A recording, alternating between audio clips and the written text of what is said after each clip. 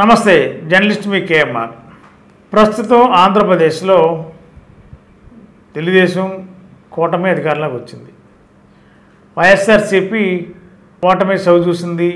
ప్రతిపక్షానికి కూడా రావాల్సిన 18 సీట్లు రాలేదు, 11 సీట్లకే పరిమితమైంది. 21, 22 తేదీల్లో శాసనసభ సమావేశాలు జరుగుతున్నాయి. మరి శాసనసభ సమావేశాల్లో 21వ తేదీన వైఎస్ జగన్మోహన్ రెడ్డి గారు శాసనసభలో ఎమ్మెల్యేగా ప్రమాణ స్వీకారం చేయాలి. అదేవిధంగా 175 మంది ఎమ్మెల్యేలు ప్రమాణ స్వీకారం చేయాలి 21వ తేదీన. 22న శాసనసభ స్పీకర్ని ఎన్నుకుంటారు. మరి ఆ తర్వాత నిర్ణయించిన డేట్లను బట్టి, రోజులను బట్టి శాసనసభ ఎన్ని రోజులు జరగాలి, ఏ అంశాల మీద చర్చించడానికి మరి కొత్త శాసనసభ స్పీకర్ వచ్చిన తర్వాత ఆ తర్వాత వచ్చే నిర్ణయాలను బట్టి ఉంటుంది. ఇప్పుడు శాసనసభ సమావేశాలు జరిగితే జగన్మోహన్ రెడ్డి గారు శాసనసభకి వెళతారా వెళ్ళాలనేది పెద్ద చర్చ రాష్ట్రం అంతా కోడేకి వస్తుంది.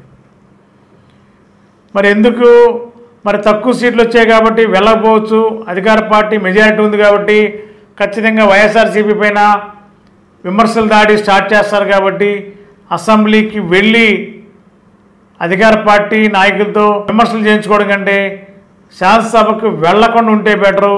ప్రజాక్షేత్రంలోకి వెళ్ళి ప్రజలతోనే, రాష్ట్రం అంతా ప్రజలతో మమేకమయ్యి ప్రజల మధ్యలో ఉంటే, ప్రజలే దేవుళ్ళు, ప్రజలే నిర్ణయించే నిర్ణయాధికారులు కాబట్టి వాళ్ళ మధ్య ఉండాలి. ప్రజలకు సమస్యలు ఇంకా ఏమేమి ఉన్నాయి, గత ప్రభుత్వంలో ఏం వైఫల్యాలు ఉన్నాయి, ఈ ప్రస్తుత ప్రభుత్వం ఏమి హామీలు అమలు చేస్తుందా లేదా అనేది నిరంతరం ప్రజల మధ్య ఉండాలనేది వైఎస్ జగన్మోహన్ రెడ్డి గారు ఆలోచనలో ఉన్నట్టు తెలుస్తుంది. మరి ఈ క్రమంలోనే వైఎస్ జగన్మోహన్ రెడ్డి గారు శాసనసభకి వెళ్ళకపోవచ్చు, 5 సంవత్సరాల పాటు ప్రజల్లోనే ఉంటారనేది ఒక చర్చ బలంగా వినిపిస్తుంది. మీ ఏలూరు చందన బ్రదర్స్ షాపింగ్ మాల్ లో డిసెంబర్ 4వ తేదీ నుండి 23వ వార్షికోత్సవ క్రిస్మస్ మరియు సంక్రాంతి గ్రేట్ గిఫ్ట్స్ ఫెస్టివల్. ప్రతి 1499 రూపాయలు పైబడిన వస్త్రాల కొనుగోలుపై విలువైన ఉచిత బహుమతులు, వార్షికోత్సవ వరాల జల్లు, అద్భుతమైన స్పాట్ గిఫ్ట్లతో ఆనందాల వెల్లువ. ప్రతి ఒక్కరూ విజేతే. అన్ని రకాల వస్త్రాలు ఆఫర్లలోనే. Chandana brothers shopping mall, main బజార్, ఏలూరు. నిజంగానే శాసనసభకు వెళ్ళరా?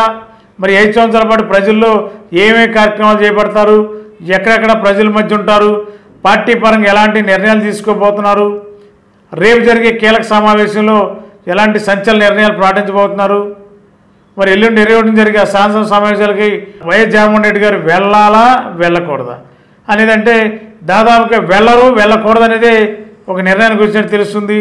ఏదేమైనా శాసనసభకి జగన్మోహన్ రెడ్డి గారు వెళ్ళకపోవడం ఒక సంచలనంగా మారుతుంది.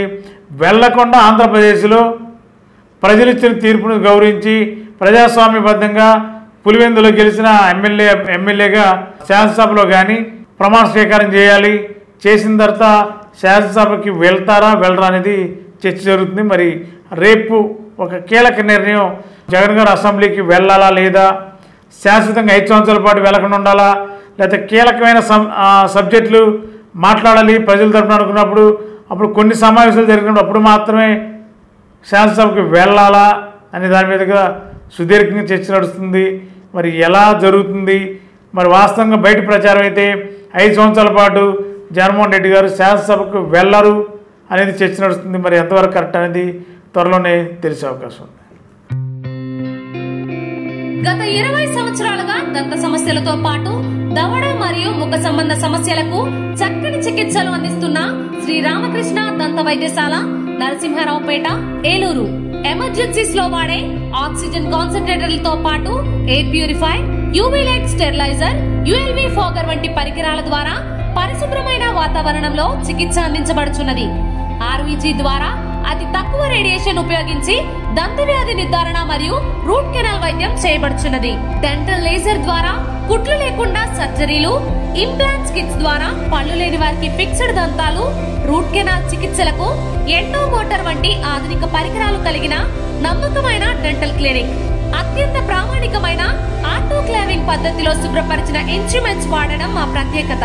దంత సమస్యలకు చికిత్సతో పాటు విరిగిన దవడ మరియు ముఖ ఎముకలకు చికిత్స, ఎత్తు మరియు వంకర దవడలకు కాస్మెటిక్ సర్జరీ, యాక్సిలోఫేషియల్ వంటి చికిత్సలకు చిరునామా శ్రీ రామకృష్ణ దంత వైద్యశాల, వేములపల్లి రెసిడెన్సీ అపార్ట్మెంట్, నరసింహారావుపేట, ఏలూరు.